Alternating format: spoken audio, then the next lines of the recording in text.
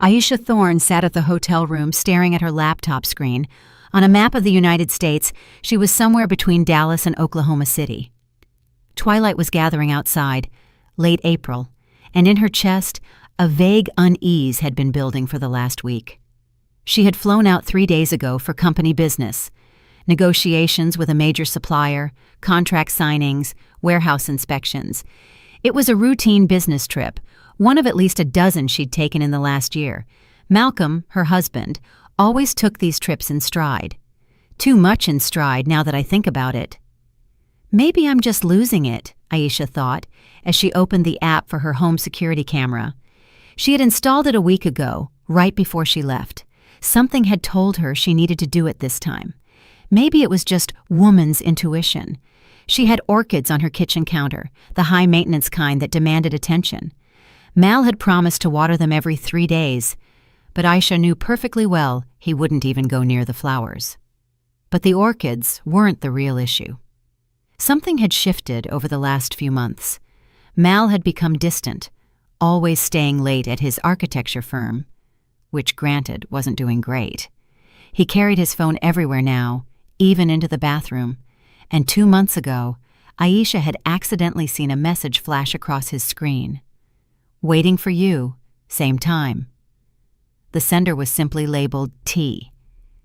When she asked who it was, Mal had carelessly replied, "Tanisha, our new accountant," and smiled as if that explained everything. Aisha hadn't made a scene. She never liked conflict. Instead, she started watching. And the more she watched, the stronger her suspicion grew. Mal was having an affair. The camera in the kitchen seemed like the only logical step. The kitchen was the heart of their condo, the place where they always talked in the evenings. If Mal brought anyone home, they would definitely end up there. It was around 8 o'clock in Atlanta now. Aisha opened the app and switched to the live feed. The screen remained black for a few seconds. Then the image loaded. The kitchen. The familiar round table where she and Mal had eaten breakfast for the last 5 years. The warm glow of the pendant light and 3 people sitting around the table. Aisha froze. Mal was sitting there. Next to him was a woman in her early 30s with dark hair pulled back in a ponytail. Her features were painfully familiar. It was Tasha, not the accountant from the architecture firm, but Aisha's younger sister. Across from them sat a man in a light shirt and glasses, a document folder spread out before him. A stranger. Aisha cranked up the volume. "The main thing is that everything is finalized before her return," the stranger was saying. His voice was low, slightly nervous. "I made the changes to the Articles of Incorporation, as you requested. Now, all debt liability falls directly on the CEO, which is her." "Excellent, Mr. Vance." Mal looked satisfied. "That means by the time Aisha gets back, we'll already be in the Bahamas, and she'll be stuck dealing with the creditors." Tasha laughed. It was a laugh Aisha remembered from childhood, bright, carefree. Only now it sounded cruel. "Honestly, I thought she'd figure it out quicker," Tasha said, pouring herself some wine. "But nah, my big sister's way too trusting. Always has been." "Trust is a good thing," Mal noted, extending his glass. "For us, anyway." Mr. Vance, the lawyer, Aisha realized, nervously adjusted his glasses. Worry was etched on his face. "Listen," he began. "I'm a legal professional. This whole scheme, it's skirting the line. If anything goes sideways, I could be implicated for complicity. I don't want to be dragged into this any further." "Vance, chill out." Mal patted him on the shoulder. "Everything is bulletproof. The documents are perfectly clean. We got Aisha's signatures back when she signed that bundle of paperwork for the bank 6 months ago. Remember? The necessary power of attorney documents were tucked right in there. She didn't even bother to read what she was signing." A cold dread spread through Aisha's body. 6 months ago, Mal had indeed brought her a stack of documents, claiming it was to renew the company's line of credit. She had signed, trusting her husband. My God, how could I have been so blind? "But still," the lawyer insisted, "this is fraud. What if she goes to the police?" "She won't," Tasha said confidently. "My sister isn't the type to call the cops. She'll try to solve it quietly herself to avoid embarrassing the family, and while she's thinking, we'll be long gone." "Where exactly are you planning to go?" the lawyer asked. "The Bahamas," Mal replied. "Everything's already set up. The condo is purchased in the name of a holding company. Accounts are opened. Tasha and I fly out in 1 week. By then, all the company debt will officially be shifted to Aisha. The creditors will start demanding repayment, and there'll be nothing left to repay them with. The business is practically bankrupt. We bled the assets dry beforehand." Aisha listened, unable to believe it. Her construction company, the business she had built for 10 years, pouring every ounce of energy and every dollar she had into it. Mal was formally listed as a co-owner, but always said he didn't meddle in the management. "Architecture is my thing. Business is yours," he used to say. Now it turned out he had been systematically destroying her work, transferring assets to shell companies, taking out loans in her name. And Tasha, her little sister, whom Aisha had always protected, helped with money, and found a job for. Tasha had always been jealous. Aisha knew it, jealous of her success, her husband, her condo, but to this extent? "Mr. Vance, are you absolutely sure this scheme is going to work?" Tasha asked again, a note of doubt in her voice. The lawyer hesitated. Aisha watched his face closely. He looked alarmed, even frightened. His hands trembled as he flipped through the papers. "Legally, everything is watertight," he finally said. "But I repeat, I'm a legal professional. I shouldn't be involved in this any longer than necessary. The documents are ready, the scheme works. But if an investigation starts, it won't." Mal cut him off. "Aisha is too proud to admit to everyone that her husband and sister screwed her over. She'll keep quiet and try to claw her way out, and by the time she realizes it's impossible, we'll be untouchable." The lawyer nodded, but Aisha noticed he didn't look convinced. His fingers drummed on the table, his gaze darted around. This man feared the consequences, the accountability, and being used. "All right," Mr. Vance said, gathering his papers. "I've done my part of the job. The rest is your problem. Once again, I'm a legal professional. Don't involve me further." Of course," Mal reassured him. "You're free to go, Vance. Thanks for your help." The lawyer stood up, took his folder, and headed for the door. At the door, he turned back. "I hope you realize what you're doing." When the door closed behind him, Tasha snorted. "Coward. He came up with half the plan himself, and now he's scared. But he's a professional," Mal noted. "We couldn't have pulled this off so cleanly without him." Aisha muted the sound and stared at the wall. Her hands were shaking. Her throat was dry. She felt a mix of rage, pain, and a strange, cold calm. Tears welled up, but she didn't let them fall. Not now. She needed to think. Mal and Tasha had betrayed her. That was obvious. They planned to destroy her life, leave her with a mountain of debt, and run off together. So there really was something more than just a conspiracy between them. Aisha remembered the looks they'd exchanged at family dinners, the casual touches. She'd dismissed it as them just getting along well. How blind had she been? But the lawyer, Mr. Elias Vance, he was scared. He had repeated the same phrase several times. "I'm a legal professional. Don't involve me." He clearly wasn't confident in what he was doing.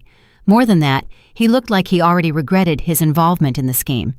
Aisha turned the recording back on and replayed the segment. Yes, the lawyer was nervous. His anxiety was real. Mal and Tasha, in contrast, looked cocky, almost euphoric. They were sure of success, but the lawyer was not. If he's scared, I can talk to him, Aisha thought. She stood up and walked to the window. Below, the lights of the provincial city flickered. Just yesterday, her life had seemed stable and predictable. A successful business, a reliable husband, family. Today, everything had crashed. But Aisha wasn't going to give up. She never gave up. A plan began to form in her head. First, save the camera recording. Second, find out everything about this lawyer, who he was, where he worked, and his exact role in the scheme. Third, find a way to contact him. If he was scared, She could either convince him or scare him even more. Aisha returned to her laptop and saved the recording to a password-protected cloud account. Then she opened a search engine and started looking for information. Elias Vance, lawyer, Atlanta. The search brought up several results. Elias Vance. Law firm, Granite Law. Specialty, corporate law. Phone number, office address. A photo on the firm's website. The same man in glasses. Only in the photo he was smiling. A professional smile with no life behind it. Aisha wrote down all the details in a notebook. Tomorrow morning, she would fly back to Atlanta without warning Mal. Officially, her business trip was supposed to last another week, but Aisha would come up with an excuse, tell her colleagues she was urgently needed at home, and she wouldn't tell Mal anything at all. She looked at the screen again. Mal and Tasha were still sitting at the table, drinking wine, laughing. They talked about the future, about life in the Bahamas, about spending their days on the beach, about freedom. Aisha listened and felt a cold resolve building inside her. "You think you've won?"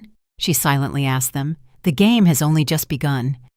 Aisha closed the laptop and started packing. Her flight to Atlanta was early in the morning. She had to hurry. She had to act fast and carefully. Mal and Tasha mustn't suspect a thing until the very last moment. And the lawyer, she would talk to the lawyer personally. Very soon. She lay down in bed, scenes from the kitchen, the words of Mal and Tasha, the lawyer's anxious face. They all spun in her head. "I'm a legal professional. Don't involve me." The phrase sounded like a cry for help or a warning. Elias Vance was afraid not just of the consequences. He was afraid of being made the scapegoat. That meant he had a survival instinct, and Aisha intended to use it. She closed her eyes and forced herself to breathe evenly. Tomorrow, a new chapter of her life would begin, a chapter where she was not the victim, but the player, and she intended to win. Aisha returned to Atlanta early the next morning. The plane landed at Hartsfield-Jackson at 6:30, and she immediately took a cab, not home, but to a friend's sublet condo near Buckhead. Lena had gone to vacation in the Caribbean and left Aisha the keys, asking her to water the ficus. Now, this condo was the perfect hideout. Aisha went up to the 5th floor, opened the door, and walked inside. The small studio apartment, overlooking a busy avenue, smelled of stale air and something floral. She opened the window, dropped her bag on the sofa, and pulled out her laptop. There was no time to waste. Mal and Tasha planned to fly out in 1 week. That meant she had exactly 7 days to flip their plan on its head. First, she watched the camera recording again, taking detailed notes. Elias Vance, lawyer at Granite Law. Specialty, corporate law, transaction support, company restructuring. The firm's website had sparse details about him. A degree from Emory Law, 10 years of practice. No personal details. Aisha checked social media. Vance's profile on one platform was partially locked, but she managed to see a few things. Few photos. A couple of shots from legal conferences, one from a book fair. He seemed like an inconspicuous, modest person. Few friends, relationship status not listed. She called Kat Shuvaloff, an old acquaintance who worked as a lawyer at a major company. "Aisha, hey!" Kat sounded surprised by the call. "You're supposed to be on your trip." "Came back early," Aisha answered briefly. "Listen, I need some info. Have you heard anything about a firm called Granite Law or a lawyer named Elias Vance?" Kat paused, thinking. "Granite Law? Yeah, I've heard of them. Medium-sized firm, corporate law stuff. Rep seems okay, but they say they sometimes work in the gray area. Vance? I think he's their restructuring guy. Seems smart, but quiet. Why are you asking?" "Just curious," Aisha replied evasively. "Could he be involved in something shady?" "Who isn't these days?" Kat chuckled. "But seriously, I haven't heard anything bad about him. Though in our field, everyone knows everything about everyone, and there's almost nothing about him. Either he's squeaky clean or he's extremely careful." "Got it. Thanks, Kat." Aisha hung up and pondered. Careful. That matched what she had seen on the recording. Vance wasn't the initiator of the scheme. That was clear. Mal and Tasha had likely dragged him in, promising good money or applying pressure in some other way. Now he was afraid of the consequences. Aisha spent the next 2 days studying all the available materials. Through acquaintances, she requested copies of her company's tax documents. She discovered several suspicious transactions executed 6 months ago, large loans, money transfers to the accounts of shell corporations. Her signatures were on them, but she didn't remember the documents. Mal had been telling the truth. The fraudulent documents had been among the stack she signed. Rage came in waves, but Aisha suppressed it. Emotions were her enemy now. She needed a clear head. On the 3rd day, she decided to act. The plan was ready. She had to meet the lawyer personally, but make it look like an accident. She couldn't let him suspect that she knew about the conspiracy. She needed to lull him into a false sense of security, and then strike. Aisha found out through Kat where Vance usually ate lunch.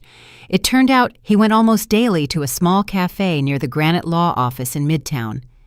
The cafe was called the French Press. It specialized in light salads and coffee. It was quiet, not too crowded. On Thursday, exactly at 1 o'clock in the afternoon, Aisha walked into the French Press. The cafe was cozy, with wooden tables and the smell of fresh pastry. Aisha scanned the room and spotted him almost immediately. Elias Vance was sitting by the window, a cup of cappuccino and a plate of Caesar salad in front of him. He was reading something on a tablet, occasionally making notes with a stylus. Aisha ordered coffee and sat at a table opposite his, slightly off to the side, so she could see him without being conspicuous. She took out her phone and pretended to check her email. In reality, she was watching. Vance looked tired. He ate slowly, without appetite, constantly distracted by the tablet. Aisha noticed his hand tremble several times as he brought the cup to his mouth. Nervous. Good. She waited for about 10 more minutes, then stood up and headed for the exit. As she passed his table, she deliberately snagged his folder of papers. It fell to the floor. "Oh, excuse me." Aisha bent down, picked up the folder, and handed it to him. "I'm so clumsy today." "No problem." Vance took the folder, eyeing her quickly. His gaze was indifferent, fleeting. "It's fine." Aisha offered a guilty smile. "Oh, good." He nodded. "Don't worry about it." Aisha was about to leave, but suddenly paused, as if she just remembered something. "Listen, I think I've seen you somewhere. Do you happen to work at a law firm?" Vance immediately became wary. His eyes narrowed. "I do. Why?" "Well, I'm in a difficult spot right now." Aisha sat down in the chair opposite him without waiting for an invitation. "I need a corporate lawyer consultation. You look like the attorney I was emailing with, though maybe I'm mistaken." "Perhaps." Vance clearly wanted to end the conversation. "But I'm busy right now." "I understand." Aisha nodded. "It's just urgent. I think my business partner is trying to drain the company assets and dump the debt on me. I was told you specialize in these kinds of issues." At the words "drain the assets," Vance's face twitched. He pushed his plate away and looked at her more closely. "Who told you about me?" "A lawyer acquaintance," Aisha lied. "She said you could help in complex situations."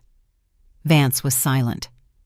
Aisha saw him calculating whether it was worth continuing the conversation at all. "Fine," he finally said. "Give me the short version."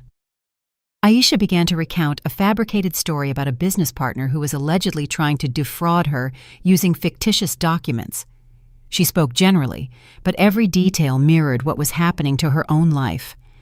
Vance listened, and the longer she spoke, the paler his face became. "And now I don't know what to do," Aisha finished. "I'm worried that the lawyer who helped prepare the documents might be involved too, but maybe he just didn't realize what he was doing." "Didn't realize?" Vance gave a bitter little laugh. "Lawyers always know what they're doing. The real question is how willing they are to take responsibility for it." "And are you willing?" Aisha asked, looking him straight in the eye. He flinched. "What are you talking about?" Aisha took out her phone and opened the camera app. She found the saved recording and placed the phone on the table, screen up. The frozen image showed the kitchen, the table, and 3 people. Vance looked at the screen and went white. Beads of sweat appeared on his forehead. "I think we are acquainted, Mr. Elias Vance," Aisha said softly.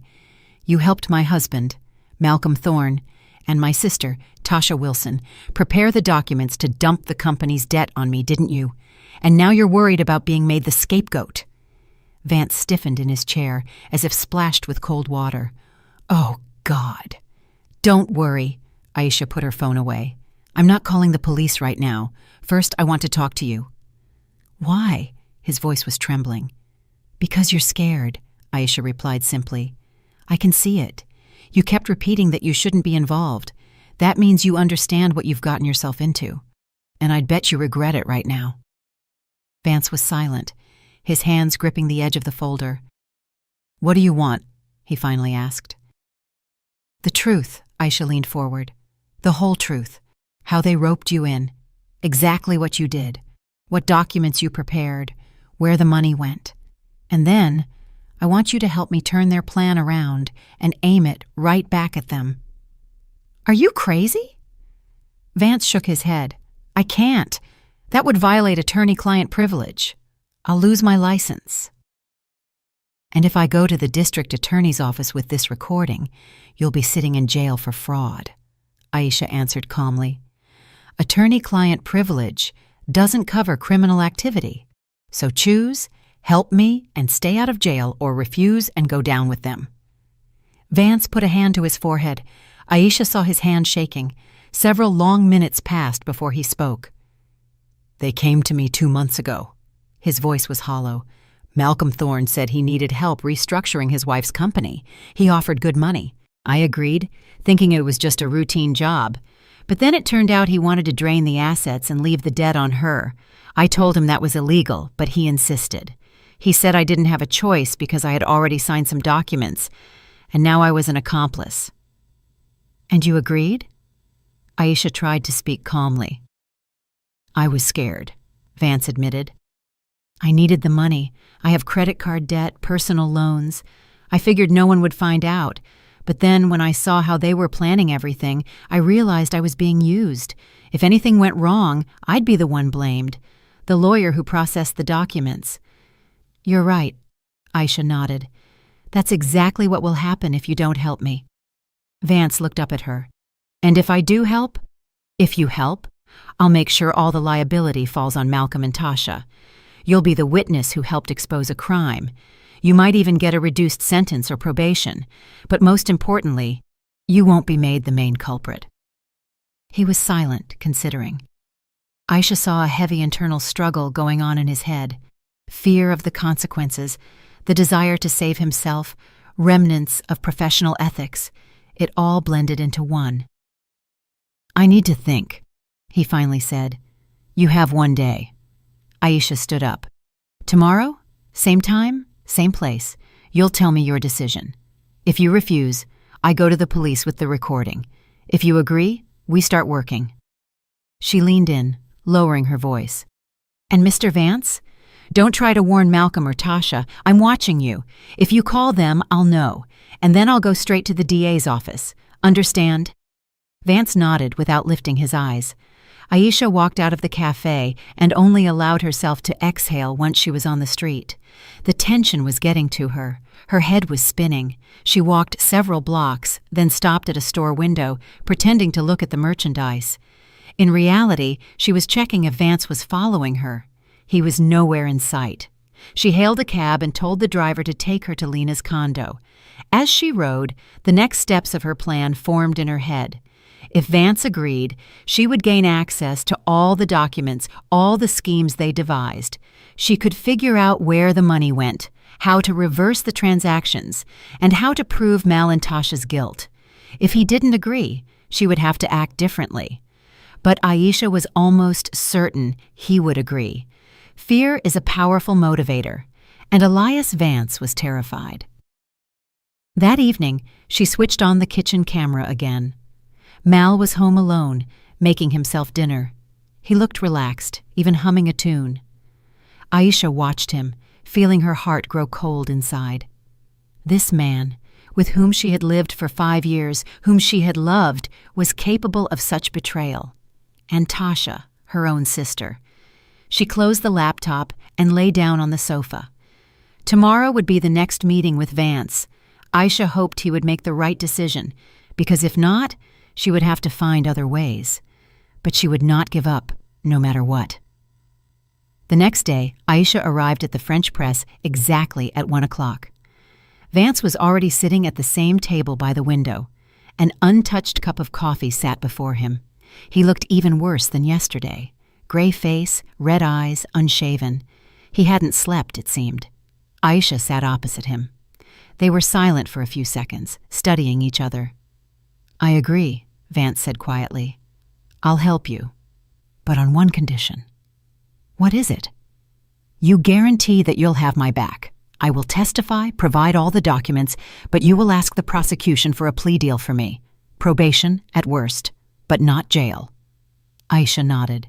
"It's a deal, but only if you genuinely do everything I say. No deviations, no attempts to double-cross me." "I understand." Vance shook his head. "God, what have I gotten myself into?" "Tell me everything from the beginning." Aisha pulled out her notebook. "How exactly does the scheme work? All the details." Vance took a deep breath and began to speak. Aisha listened, taking notes. The picture that emerged was grim. It all started 3 months ago. Mal, using Aisha's power of attorney, approached Granite Law requesting a company restructuring. In the first meetings, Mal was professional, explaining that his wife was too busy with operations and had entrusted the legal matters to him. Vance hadn't suspected a thing. He began the work, studying the company structure, analyzing assets and liabilities. Then, at the third meeting, Tasha showed up. Mal introduced her as the company's financial consultant. Together, they laid out the real plan: drain all the valuable assets through a chain of shell companies and leave the debt on Aisha. By that point, Vance was already deep into the work, had signed a confidentiality agreement, and received the first payment. "They told me if I refused, they'd sue me for disclosing commercial secrets," Vance explained, "and that I was already an accomplice because I had signed several interim documents. I panicked. Plus the money. They promised me $200,000 for the whole job. I have a mortgage, debts to friends. I agreed." "And what did you do next?" Aisha asked, restraining her anger. "I made changes to the company's articles of incorporation. I used the signatures Mal brought in on separate documents. He claimed you'd signed them 6 months ago. Technically, everything looked legal. The CEO, you, signed amendments to the bylaws stating that all financial liability for the company's obligations falls personally on the CEO.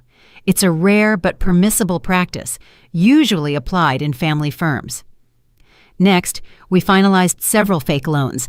Your company supposedly took out credit from other legal entities. In reality, these were shell companies registered to straw men. The money was transferred to these companies' accounts and immediately either withdrawn as cash or moved offshore. In the end, a total debt of about $500,000 was created." Aisha was in shock. $500,000. What happened to the company assets, the equipment, the real estate, the vehicles? Everything was sold at below-market prices to the shell companies they created, then resold at market value, and the difference went into Mal and Tasha's accounts. Formally, the new owner of everything became the company they registered in the Bahamas, controlled by a figurehead. But the real control is theirs, and they plan to leave. The day after tomorrow, Saturday. Tickets are already purchased. As soon as they are in the Bahamas, the bankruptcy process for your company begins. Creditors will sue, and you will be held accountable under the new bylaws. Aisha wrote down the last sentence and put down her pen. "Okay. Now tell me, can we reverse these changes to the bylaws?" "Theoretically, yes," Vance hesitated. "If we prove the signatures were obtained by fraud. But that's a long court process. While it's pending, the creditors will successfully collect the debt from you." "What if we act faster?" Aisha leaned forward. What if we introduce new amendments to the bylaws right now, canceling the previous ones? That requires a decision from the CEO and the consent of all founders. Vance frowned. The founders are you and Mal 50-50. He won't agree. What if we draft the documents so that his consent isn't required? Vance looked troubled. That's complicated. We need grounds. For example, if one of the founders is legally incapacitated or a fugitive. Stop. What if we claim that Mal was acting in his own interest, causing harm to the company? Then we could go through the courts. No, Aisha interrupted. Court takes too long. I need to act now. They spent another hour discussing options. Legal loopholes were found. Gradually, a plan began to take shape. Vance would prepare a new set of documents that would nullify the changes to the bylaws and shift financial liability back to the founders. Simultaneously, he would file information with the registry stating that all the loans were fictitious and the asset sales were invalid due to a conflict of interest. But all this requires signatures and seals, Vance warned. Without them, the documents are void. The company seal is at my condo, Aisha said. And signatures? I am the CEO. My signature is enough for many decisions. Not for all, Vance countered. Reversing some transactions requires Mal's signature. Aisha considered it. What if we do this? We'll draft the documents where I act on behalf of the company, defending its interests, and Mal will be designated as the accused in a fraud case. Then his signature isn't needed. But that requires opening a criminal case. Vance shook his head. And that, again, means law enforcement. Then we'll work like this, Aisha said firmly. But not now. First, we prepare everything we need, the documents, the evidence, the money trail schemes. And then, when everything is ready, we strike simultaneously. I'll file the complaint with the DA's office, you'll provide the documents as a witness, and we'll block their departure from the country. Vance was silent, pondering. It could work, he finally said. But we need time. 3 days minimum. We have 2 days until their flight, Aisha reminded him. So we work around the clock. They agreed to meet that evening at Vance's office. Aisha left, and the lawyer remained in the cafe, finishing his cold coffee. She saw fear in his eyes, but also a kind of relief. It seemed he really wanted out of this mess without going to jail. Aisha returned to Lena's condo and began her own preparation. First, she reviewed all the company documents she had in electronic form, finding copies of the loans, the asset sale agreements. Everything looked legal, but Aisha now understood that every piece of paper was a deception. Then she called the bank where the company had its accounts. Hello, this is Aisha Thorne, CEO of Prime Build Corp. I need a statement of all transactions for the last 6 months. 1 moment, the bank employee replied. We can email the statement within 24 hours. Can I get it sooner? Urgently? It's important for an audit. We'll send it this evening. Aisha thanked her and hung up. By evening, she would have the full picture of the money flow. This would be a crucial part of the evidence. At 6 p.m., she arrived at Vance's office. Granite Law was on the 3rd floor of a business center near Midtown. Aisha went up, told the security guard she was Vance's client, and was shown into a small office at the end of the hall. Vance was sitting at a desk buried under papers. He looked exhausted, but focused. I've already started the work, he said as Aisha entered. Prepared draft documents. Take a look. He spread several sheets in front of her. Aisha read carefully. Vance had drawn up a resolution for an extraordinary board meeting to cancel the bylaws amendments. Then, a complaint to the DA's office regarding fraud, listing all the facts and documents. Then, a petition to freeze Mal and Tasha's accounts. This is a good foundation, Aisha said. But we need one more thing. Proof they plan to flee. Tickets, correspondence. I have the correspondence. Vance opened his laptop. Mal sent me instructions and emails. I saved everything, just in case. Excellent. Aisha was pleasantly surprised. So, you didn't trust them from the start? I don't trust anyone, Vance replied grimly. That's why I save everything. They worked until midnight. Vance typed the documents. Aisha made corrections, verified the facts. They had a full packet ready: complaints, resolutions, petitions, and evidence. "Now for the most important part," Aisha said. "You have to continue acting normally. Mal and Tasha must not suspect anything. If they ask if everything is ready, you say yes. If they invite you to meet, you go. Pretend everything is going according to plan. Let them relax. The more confident they are, the easier it will be for us to catch them." "What if they ask to meet right before they leave?" Vance asked. "You meet them. Tell them everything is finalized, the documents are valid, they can leave safely. Let them think they've won." Vance nodded. "And what will you do?" "I'll go home." Aisha stood up. "Mal thinks I'm still on the business trip. Tomorrow evening, I'll show up unexpectedly. I'll say my flight was canceled and I came back early. I'll act normal, tired but satisfied. Not a word about what I know.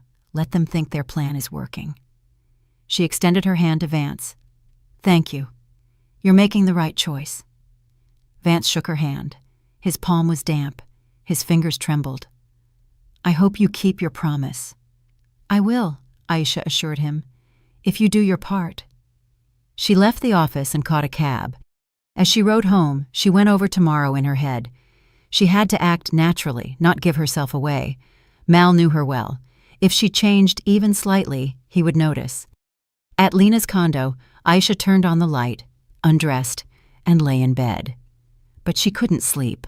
Her mind was racing. In a day, she would see Mal, smile at him, talk to him, pretend nothing had happened, while inside, rage and pain boiled.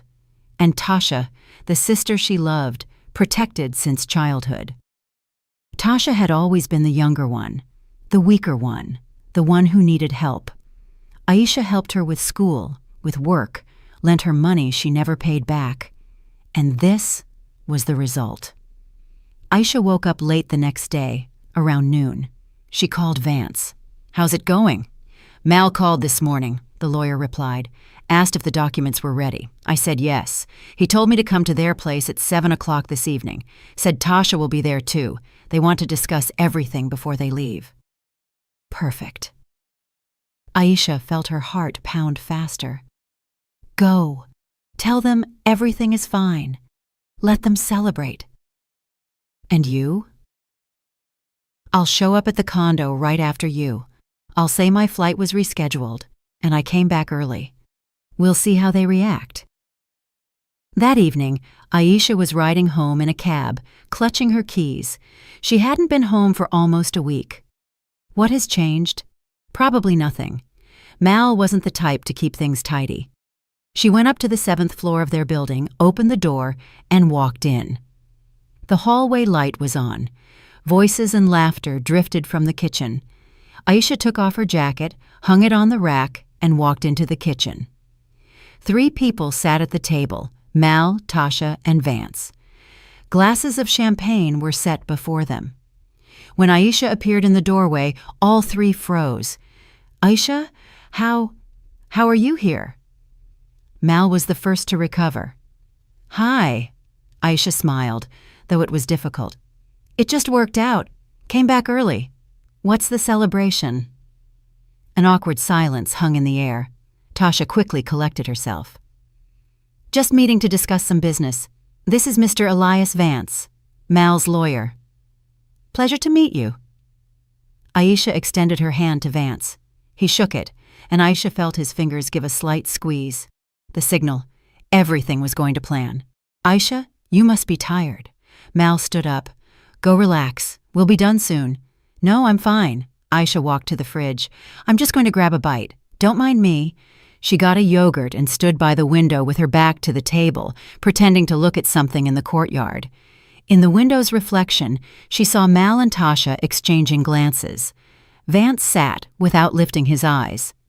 "So, Mr. Vance, is everything finalized?" Mal asked, lowering his voice. "Yes," Vance replied. "All documents prepared, signed, and registered. You can relax." Soon, Aisha thought. Very soon, they will know how the victim feels when she turns into the hunter. The morning began for Aisha at 5:30. She had been awake almost all night, lying next to Mal, listening to his steady breathing and thinking about how everything would change in a few hours. Mal slept soundly, peacefully. He was probably dreaming of Bahamian beaches and a carefree life on stolen money. Aisha quietly got up, went to the kitchen, and brewed coffee. Outside, it was just beginning to get light. The May sky was clear, promising a warm day. She took out her phone and checked the message. Vance had written at 5 a.m., all set, waiting for your signal. Aisha typed back, 9 a.m., we file the documents with the DA's office. Meet at the entrance at 8:45. She finished her coffee, got dressed, and quietly left the condo. Mal wouldn't wake up until 9 at the earliest. He always liked to sleep in. By then, everything would be decided. A cab took her to the DA's office building downtown. Vance was already standing at the entrance, pale but determined. In his hands, he held a thick folder of documents. "Are you sure about this?" he asked when Aisha approached. "If we go in now, there's no turning back." "I'm sure as I've ever been," Aisha replied firmly. "Let's go." They went up to the 3rd floor and walked into the reception area of the investigative division. The detective on duty, a middle-aged man, listened to them and frowned. "Felony fraud, you say?" He looked at Aisha. "Tell me what happened in order." Aisha began her story. She spoke calmly, emotionlessly, laying out the facts, how her husband and sister planned to drain her company's assets and leave her with the debt, how they faked documents using her signatures, how they were about to flee the country. The detective listened, taking notes. Then he turned to Vance. "And who are you in this story?" "I'm the lawyer who prepared the documents." Vance placed the folder on the table. "I was drawn into this scheme by deception, told that everything was legal. When I realized I was participating in fraud, I decided to help the injured party.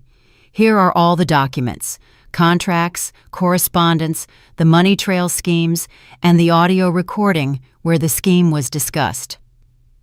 The detective opened the folder and began reviewing it. The longer he read, the more serious his face became. "This is serious indeed," he finally said. "If all this is confirmed, we are looking at felony fraud charges, up to 10 years in prison." "They are planning to fly out this afternoon," Aisha reminded him. "The flight is at 2 o'clock. "Understood." The detective picked up the phone. "I need to clear the arrests with my supervisor. Wait here." He left the office. Aisha and Vance remained sitting in silence. The minutes dragged agonizingly slow. Aisha looked at the clock. 10 minutes to 10. Mal must be awake by now. He must have realized she wasn't home. Maybe he would call, ask where she was. The detective returned a quarter of an hour later. "Arrests approved," he said. "We're sending a team to the address now. You'll come with us to identify the suspects and show us where the evidence is." "Fine." Aisha stood up. Half an hour later, 2 DA vehicles pulled up to the condo building where Aisha and Mal lived. Aisha rode the elevator with the detective and 3 officers. Her heart pounded wildly in anticipation of the hour of reckoning. She opened the door with her own key.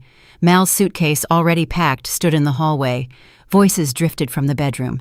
"Police! Don't move!" The officers quickly went inside. Aisha followed.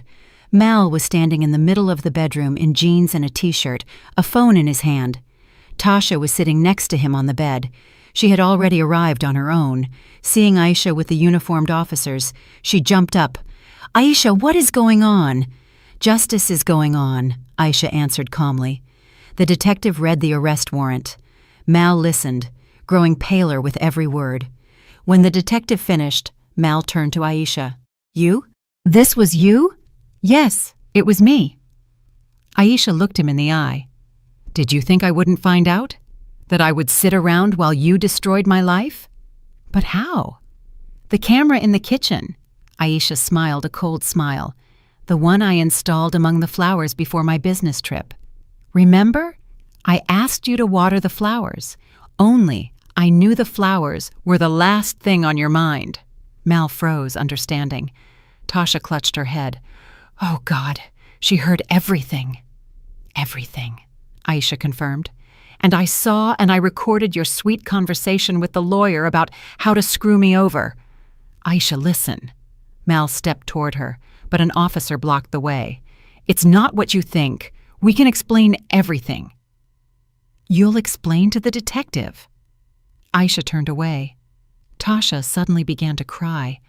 Aisha, you're my sister. You wouldn't really turn me in, would you? I didn't mean to. Mal made me do it. Shut up, Mal roared. Don't say anything without a lawyer. And where is your lawyer, by the way? Aisha asked. Mr. Elias Vance, who prepared all the documents.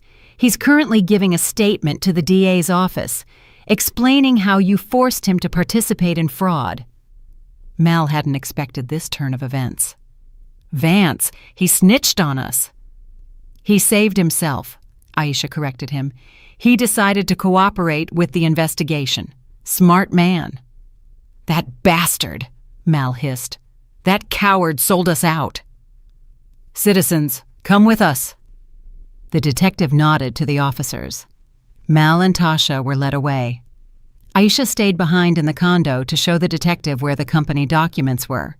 She opened the safe in the study, took out folders of contracts, the company seal, and a flash drive with electronic copies of the documents.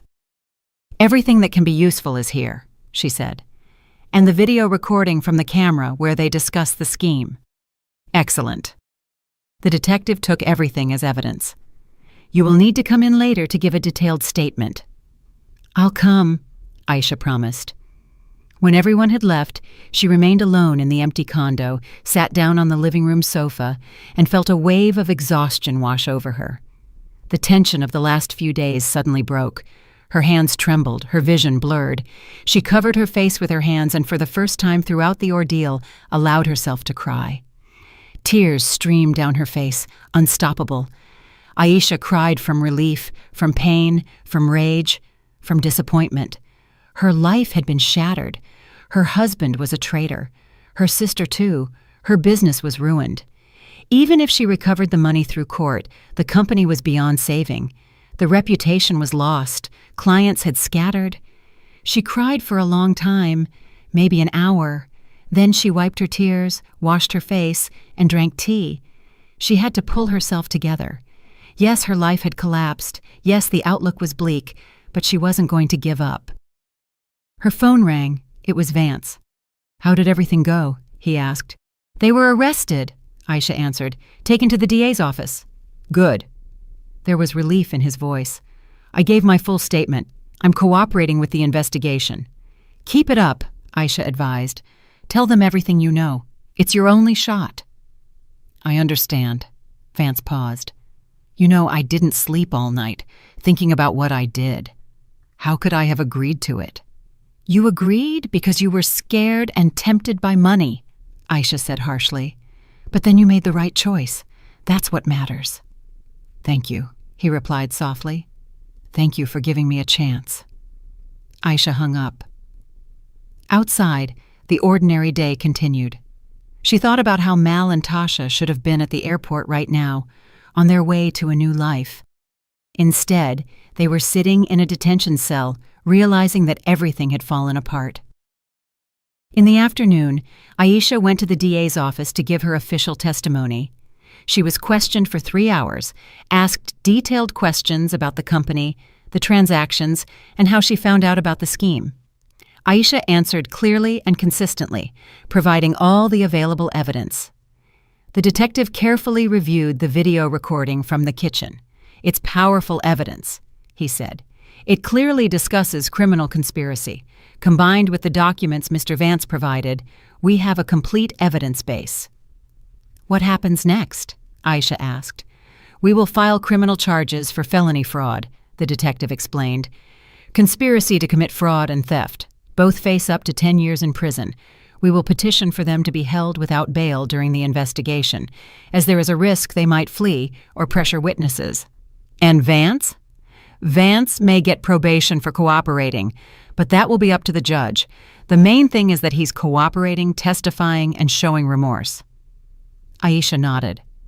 Fair enough. Vance had truly helped expose the crime. Without him, everything would have been much harder. That evening she returned home. The condo felt foreign, uncomfortable. Everything reminded her of Mal, his things, his books, his photos on the walls. Aisha walked through the rooms, collecting his personal belongings and putting them in a box. He can take them when he gets out, if he gets out. She stopped at a photo of her and Mal at their wedding. Young, happy, in love, 5 years ago. Back then, she believed it was forever, that they would face any challenge together. Instead, he betrayed her for money and an affair with her sister. Aisha took the photo off the wall and placed it in the box. The next day, Mal and Tasha were formally charged in court. Both looked haggard.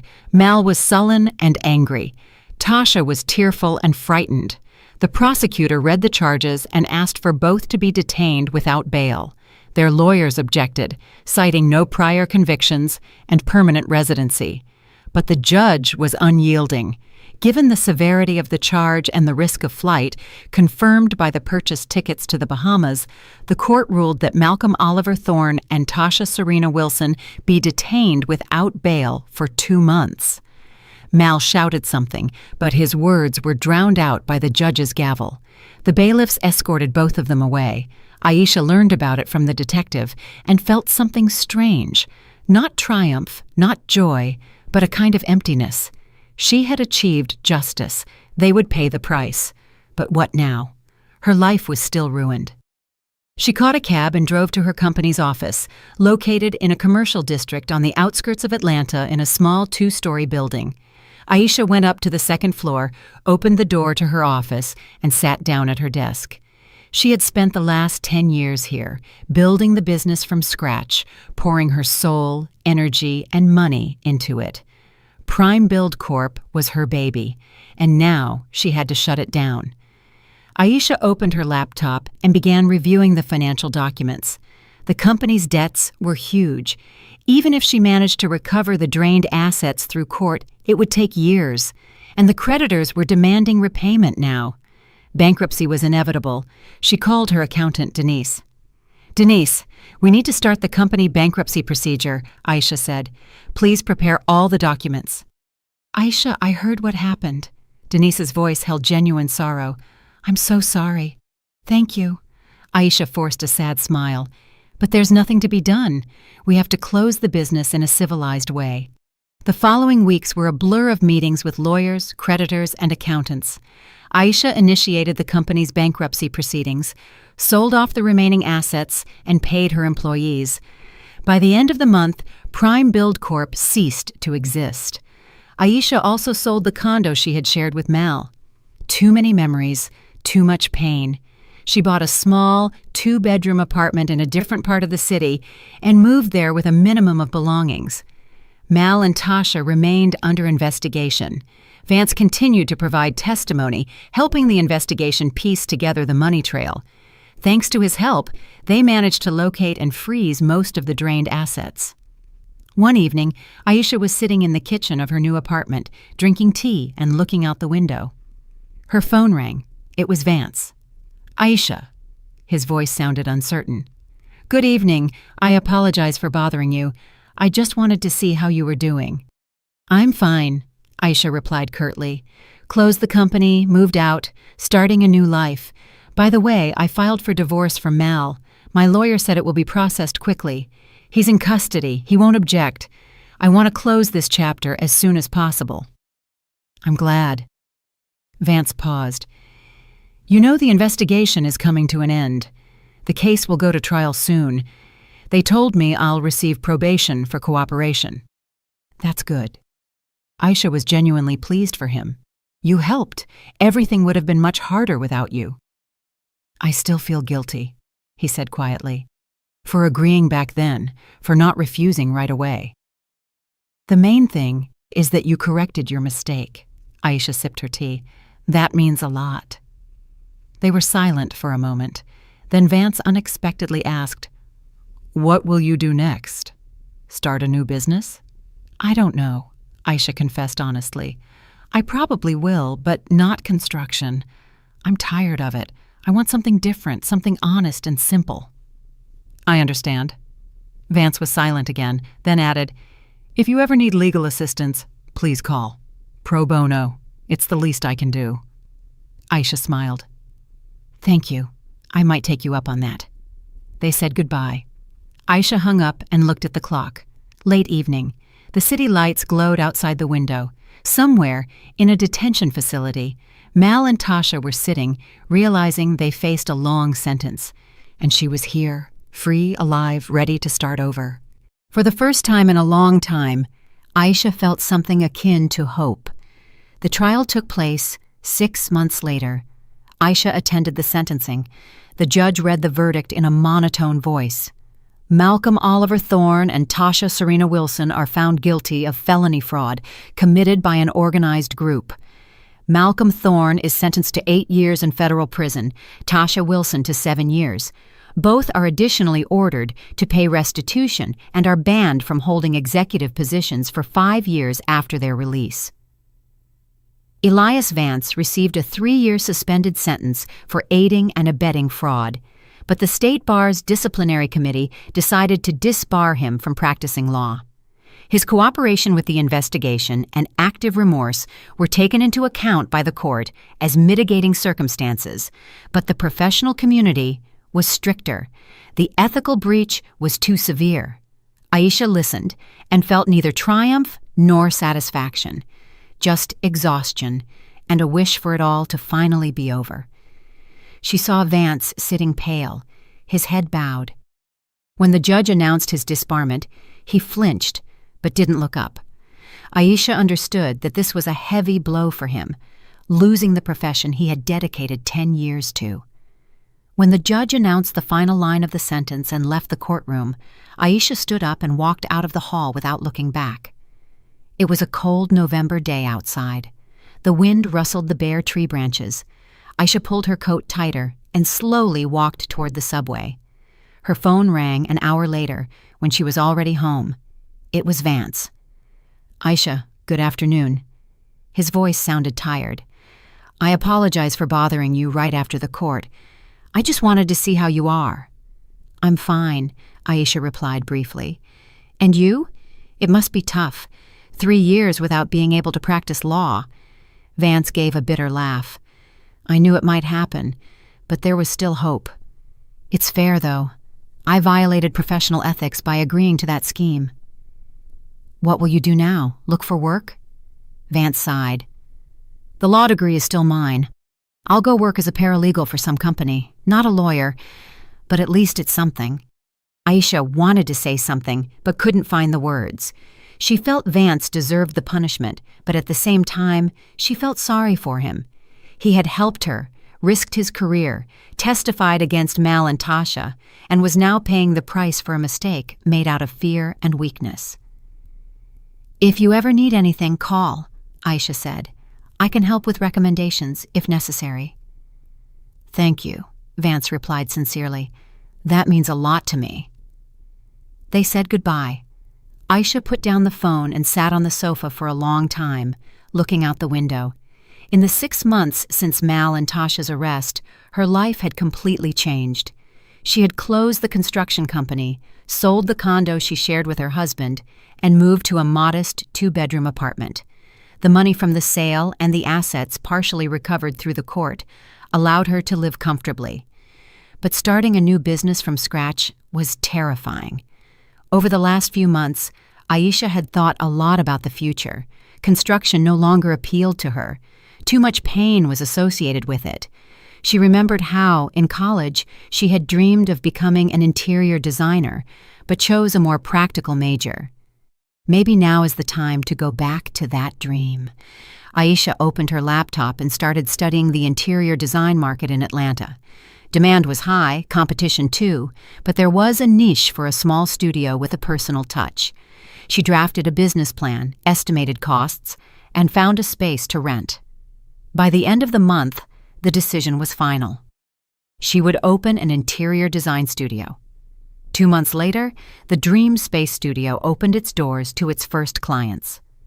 Aisha hired a young designer, Polly, and a manager, Kyle. The office was small, 2 rooms in a business center not far from downtown, but cozy and tastefully decorated. The first orders came through acquaintances, then through the internet. Business started slowly but steadily. The work gave Aisha a sense of pleasure she hadn't felt in the construction business. Each project was a creative endeavor, an opportunity to create something beautiful and unique. She met with clients, listened to their dreams for their homes, drew sketches, selected materials, and saw the happiness in people's eyes when they received the interior they had envisioned. Vance called occasionally, telling her about his life. A month after the trial, he found work as a paralegal at a small residential construction firm. The salary was modest, the duties routine, checking contracts, consulting on zoning issues, transaction support. But he was grateful even for that. "You know, sometimes it feels right," he told Aisha during one of their phone calls. "To start over from the bottom, to experience how ordinary people work, not those high-flying lawyers in expensive suits. It's a good lesson." "It is," Aisha agreed. "After this, you'll appreciate what you have." Spring arrived unnoticed. In March, Aisha received a large commission to design a restaurant interior. The project was complex, with many nuances regarding layout and utilities. Aisha called Vance, asking him to consult on the legal aspects of the contractor agreements. "Of course, I'll help," he agreed immediately. "I can come by your office and look at the documents." He came in the evening after Polly and Kyle had gone home. Aisha brewed tea and spread the contracts on the table. Vance carefully studied each clause, made notes, and explained the pitfalls. "You need to add a clause here about penalties for missing deadlines," he said, pointing to the text. "And right here, specify that the contractor is responsible for the quality of the materials." Aisha listened and took notes. Vance worked with focus, professionally. She suddenly thought that he had changed over these months. He was calmer, more confident. The nervousness she had seen in him during their first meetings was gone. "Thank you so much," Aisha said when they finished. "You've helped a lot. How much do I owe you?" "Nothing." Vance shook his head. "I told you it's the least I can do after everything." "Elias, 6 months have passed," Aisha said softly. "You've long since atoned for your mistake. You need to stop punishing yourself." He looked at her, and there was something warm and grateful in his eyes. "Maybe, but I like helping you, not out of a sense of duty, but just because." They sat in silence, sipping cold tea. Outside, the spring twilight deepened. The city was turning on its lights. "How's your job?" Aisha asked. "It's fine." Vance shrugged. "The boss is reasonable, the team is friendly. The work isn't as exciting as practicing law, but it's still my field. I check vendor contracts, consult on taxes, and assist with real estate transactions. I've gotten used to it." "And in 3 years, will you go back to law?" "I don't know." Vance thought about it. "Maybe, or maybe I'll stay a paralegal or open my own small legal firm, consulting on civil matters. We'll see. The main thing is that I have time to think, to figure out what I really want." Aisha nodded. She understood that feeling. After the collapse of the old life, there was an opportunity to build a new one, more conscious, more honest. "And you?" Vance looked at her. "Are you happy you chose design?" "Very happy," Aisha smiled. "It's a completely different feeling. I'm creating something beautiful, making people happier, and I go to work every day with pleasure, not with a weight in my soul like before." "I'm happy for you," Vance said sincerely. "You deserve to be happy." They talked a little longer. Then Vance gathered his things to go home. At the door, he stopped. "Aisha, could I stop by sometimes? Not just for work, just to talk, have some tea. I miss the conversation. The people at the construction firm are nice, but they're not my people, you know? But it's easy with you." Aisha looked at him and realized she missed his company too. Over these months, Vance had become more than just an acquaintance or a friend. He was a person she could trust, with whom she felt calm and good. Next to him, she could be herself, without masks or defense walls. "Of course, stop by," she replied. "I'd like that." From that evening on, Vance started coming to the studio once a week, sometimes more often. They drank tea, talked about work, about life, about future plans. Sometimes he helped with legal questions. Sometimes he just sat nearby while Aisha worked on sketches. Gradually, their interactions moved beyond the office. They started meeting on weekends, walking in parks, going to the movies, and trying new cafes. Vance turned out to be an interesting conversationalist, well-read, with a subtle sense of humor. Aisha caught herself looking forward to their meetings. One day in the early summer, they were sitting on the riverwalk, watching the water and eating ice cream. The day was warm and sunny. People walked around. Children laughed. "You know," Vance said, "I often think about how strange everything turned out. If it weren't for that fraud case, we would have never met. I'd still be the lawyer chasing money and not thinking about the consequences." "Life sometimes hits us hard to wake us up," Aisha said thoughtfully. "It's painful, it's scary, but it's necessary. Otherwise, we just keep sleeping, not realizing we're heading the wrong way." "I agree." Vance turned to her. "Aisha, I wanted to tell you, I really enjoy spending time with you. You've become an important person in my life, maybe the most important one." Aisha looked at him and realized she felt the same way. Over these months, Vance had become more than just an acquaintance or friend. He was the person she trusted, the one with whom she felt safe and happy. Next to him, she could be completely herself. "I like being with you too," she said softly. Vance took her hand. They sat there, holding hands, looking at the river, and it felt like the beginning of something new, bright, and right. A few more months passed. The design studio was gaining momentum, with new clients and interesting projects. Aisha hired another designer and expanded the office. Vance was still working as a paralegal at the construction firm, but had begun thinking about opening his own legal consulting firm. 2 years later, they moved in together that fall. Aisha moved into Elias's apartment and rented out her own. The apartment was cozy. Aisha immediately redesigned the space, turning the bachelor pad into a home. One evening, they were sitting in the kitchen, drinking wine and talking. Aisha suddenly remembered the camera, the one she had installed in the old kitchen, that had changed everything. "Elias, remember that camera where it all started?" "Of course," Vance nodded. "How could I forget?" "I saved it." Aisha stood up, walked into the bedroom, and returned with a small box. She opened it. Inside lay the camera. "Here it is. I thought about what to do with it for a long time.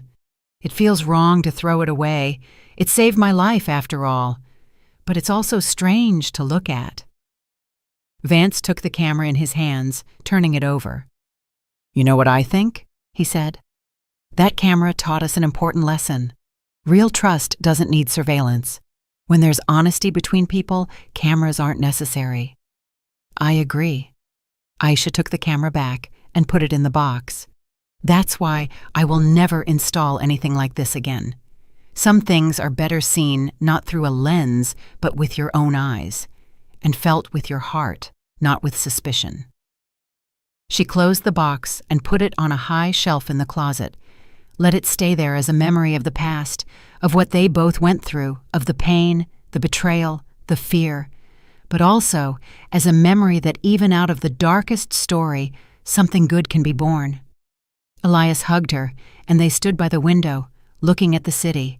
Somewhere out there, behind bars, Mal and Tasha were serving their time. Aisha felt no hatred for them, only a slight sadness. They had chosen the path of deceit and betrayal and were now paying the price. And she had chosen honesty and received a reward. A new life, a new purpose, and a man by her side whom she could truly trust. "You know what I think?" Aisha said softly. "Sometimes you have to lose everything to find what really matters. I lost a husband, a sister, and a business, but I found myself. And you. And I found you." Vance kissed her cheek. "Thank you for giving me a chance to make things right, for believing in me when I didn't believe in myself."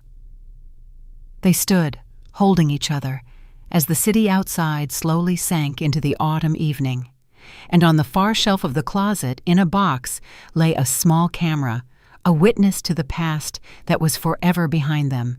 Ahead was a new life, built on trust, honesty and genuine feelings. Es hat mich wirklich sehr gefreut, dass du hier bist und ich meine Geschichte mit dir teilen konnte. Wenn dir meine Geschichte gefallen hat, zeig es mir, indem du mein Video likest und meinen Kanal abonnierst. Lass uns sehen, wie viele wir sind. Schreib mir gern in die Kommentare, aus welcher Stadt und um wie viel Uhr du zuhörst. Ich bin so neugierig, von wo all die lieben Menschen hierher finden. Wenn du mich zusätzlich unterstützen möchtest, kannst du mir auch eine kleine Spende schicken. Auf meinem Kanal spreche ich jeden Tag neue Lebensgeschichten nur für dich ein und gleich werden 2 meiner beliebtesten Geschichten auf dem Bildschirm erscheinen, damit du direkt auswählen kannst.